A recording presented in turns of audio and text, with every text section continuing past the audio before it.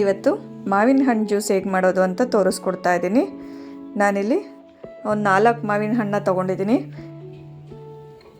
ನೋಡಿ, ನಿಮ್ಗೆ ಯಾವ ಥರ ಬೇಕೋ ಯಾವ ಥರ ಹಣ್ಣು ಬೇಕಾದರೂ ಹಾಕ್ಕೋಬೋದು ಜ್ಯೂಸ್ಗೆ. ನಾನು ಈ ಥರ ಹಣ್ಣು ಹಾಕ್ಕೊತಾ ಇದ್ದೀನಿ. ನಾನಿಲ್ಲೆಲ್ಲ ಬಳಸ್ತಾ ಇಲ್ಲ, 1-2 ಮಾವಿನ ಹಣ್ಣಲ್ಲಿ ಮಾತ್ರ ಜ್ಯೂಸ್ ಮಾಡ್ತಾ ಇದ್ದೀನಿ.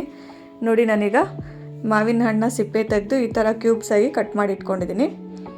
ಈಗ ಮಿಕ್ಸರ್ ಜಾರ್ಗೆ ಮಾವಿನ ಹಣ್ಣು ಸೇರಿಸ್ಕೊತಾ ಇದ್ದೀನಿ. ನೋಡಿ, ಈ ಥರ ಮಾಡಿಕೊಡೋದ್ರಿಂದ ಮಕ್ಕಳೂ ಇಷ್ಟಪಟ್ಟು ಕುಡಿತಾರೆ.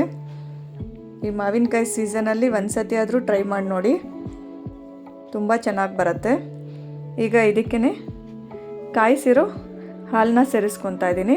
ಕಾಯಿಸಿ ತಣ್ಣಗೆ ಮಾಡಿ ಇಟ್ಕೊಂಡಿದ್ದೆ ಹಾಲು, 1 ಗ್ಲಾಸ್ ಆಗೋಷ್ಟು ಸೇರಿಸ್ಕೊತಾ ಇದ್ದೀನಿ.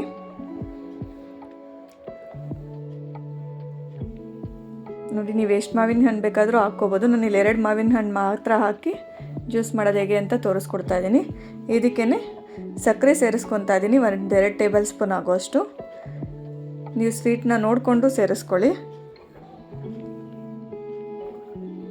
ನೋಡಿ, ಇಷ್ಟೇ. ಈ ಜ್ಯೂಸ್ಗೆ ಇನ್ನೇನು ಹಾಕ್ತಾಯಿಲ್ಲ. ಈ ಥರ 3 ಪದಾರ್ಥದ ಹಾಕಿ ಜ್ಯೂಸ್ ಮಾಡೋದು ಹೇಗೆ ಅಂತ ತೋರಿಸ್ಕೊಡ್ತಾ ಇದ್ದೀನಿ. ಈಗ ನೋಡಿ, ಫುಲ್ಲು ಸ್ಮೂತಾಗಿ ಗ್ರೈಂಡ್ ಮಾಡ್ಕೊಳ್ಳೋಣ. ನೋಡಿ, ನಾನಿಲ್ಲಿ ನೈಸಾಗಿ ರುಬ್ಕೊಂಡಿದ್ದೀನಿ. ನೋಡಿ, ಈಗ ಇದನ್ನು 1 ಗ್ಲಾಸಲ್ಲಿ ಸರ್ವ್ ಮಾಡ್ಕೊಳ್ಳೋಣ. ನಾನಿಲ್ಲಿ ಐಸ್ ಕ್ಯೂಬ್ಸ್ನ ಹಾಕ್ಕೊತಾ ಇದ್ದೀನಿ. ತಣ್ಣಗೂ ಇರುತ್ತೆ, ಚೆನ್ನಾಗೂ ಇರುತ್ತೆ ಕುಡಿಯೋಕ್ಕೆ. ಬೇಕಾದರೆ ಹಾಕ್ಕೊಳ್ಳಿ, ಇಲ್ದಿದ್ರೆ ಸ್ಕಿಪ್ ಮಾಡಿ.